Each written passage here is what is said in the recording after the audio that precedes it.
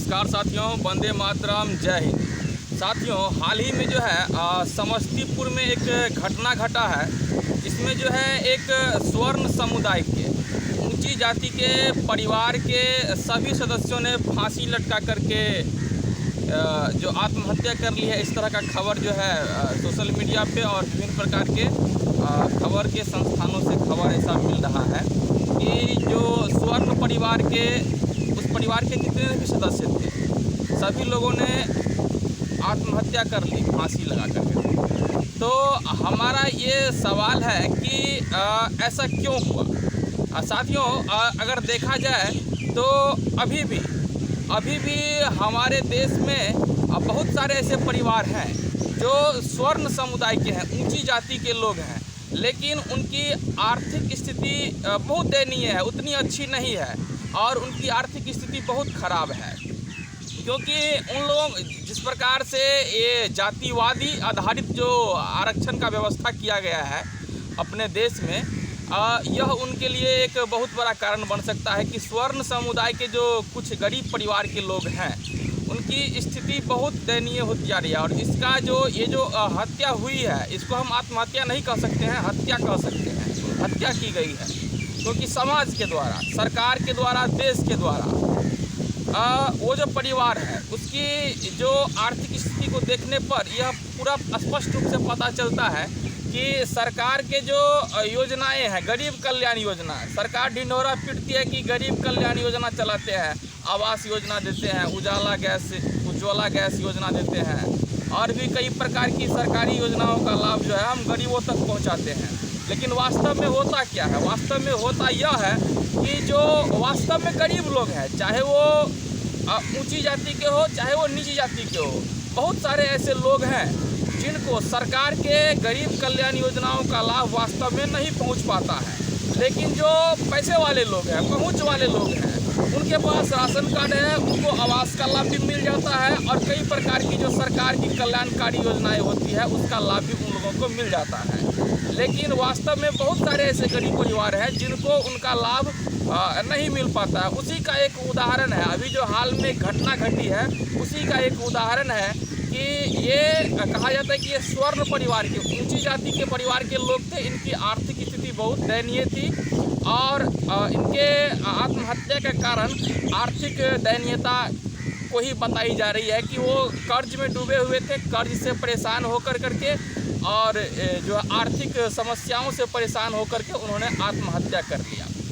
तो हमारा जो कहना है कि वर्तमान में जो जातिगत आधारित आरक्षण की व्यवस्था है ये समाज में एक बुराई उत्पन्न करते जा रहा है। ऐसा नहीं होना चाहिए। आरक्षण का आधार जो है हमारे हिसाब से गरीबी को आधार माना जाना चाहिए। जो वंचित है, वास्तव में जो वंचित लोग हैं, चाहे वो ऊंची जाति के लोग हो चाहे वो नीची जाति के लोग हो, वास्तव में जो गरीब लोग हैं उनको आरक्षण देना चाहिए। इस बात पर विचार किया जाना चाहिए। और हमारा ये सवाल जो है उन लोगों से भी है, अगर देखा जाए तो हमारे देश में, हमारे समाज में सबसे ज़्यादा यदि कोई पढ़ने लिखने वाला, सुनने समझने वाला कोई वर्ग है तो वो स्वर्ण समाज के ही लोग हैं। अगर देखा जाए तो उन लोगों ने इस व्यवस्था पर आवाज़ अब तक क्यों नहीं उठाया कि हमारे जो ऊंचे जाति के स्वर्ण वर्ग के जो कुछ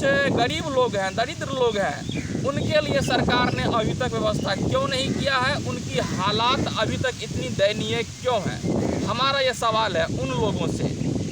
और ये जो जातिगत जनगणना का जो अभी बात चल रहा है, इससे क्या होगा? इससे जातिगत जो जहर है वो और ज़्यादा फैलेगा। इससे हमारे देश और हमारे राज्य का भला नहीं होगा।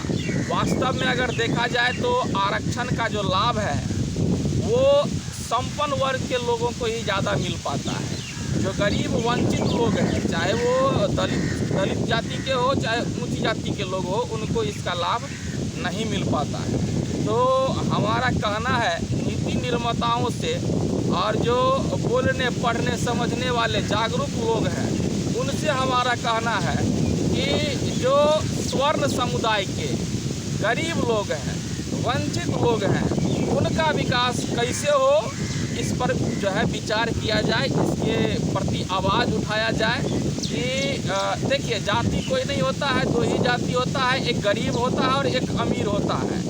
आप कहीं भी चले जाइए, अभी जो है वर्तमान में जातिगत आधारित भेदभाव बहुत कम देखने को मिलता है।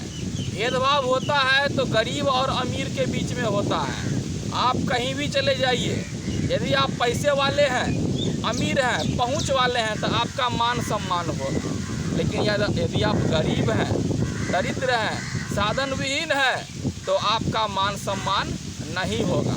तो हमारा कहना है सरकार से, समाज से, नीति निर्माताओं से और जो देखने, पढ़ने, सुनने, समझने वाले बुद्धिजीवी वर्ग के लोग हैं, उनसे भी कि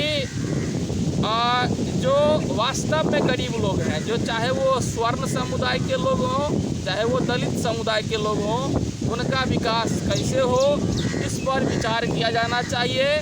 और इस पर जो है जनगणना होनी चाहिए कि कितने गरीब लोग हैं, वंचित लोग कितने हैं। इसकी जनगणना की तो कोई बात ही नहीं करता है, सब केवल जो है जातिगत जनगणना। अरे जनगणना करना है तो गरीबों की जनगणना करो, इसकी जनगणना करो कि सरकार के लाखों प्रयास के बावजूद भी हमारे समाज में ऐसे कितने लोग हैं जो अभी भी झोपड़ी में रहने को मजबूर हैं, उनको 2 वक्त का भोजन सही से नहीं मिल पाता है, शिक्षा तक उनकी पहुंच नहीं बन सकी है। इसकी जनगणना होनी चाहिए। हमारा ये कहना है कि इसकी जनगणना होनी चाहिए, ना कि जाति की जनगणना होनी चाहिए। ये जो जाति आधारित जनगणना है, इससे हमारा बिहार राज्य में जातिगत जहर और ज़्यादा फैलेगा। तो हमारा यही कहना है कि जितने भी स्वर्ण समुदाय के गरीब लोग हैं, उसके बारे में भी प्रयास किया जाए और वो कैसे उसका उत्थान हो, कैसे वो आगे बढ़े, इस संबंध में भी प्रयास किया जाए। बहुत बहुत धन्यवाद।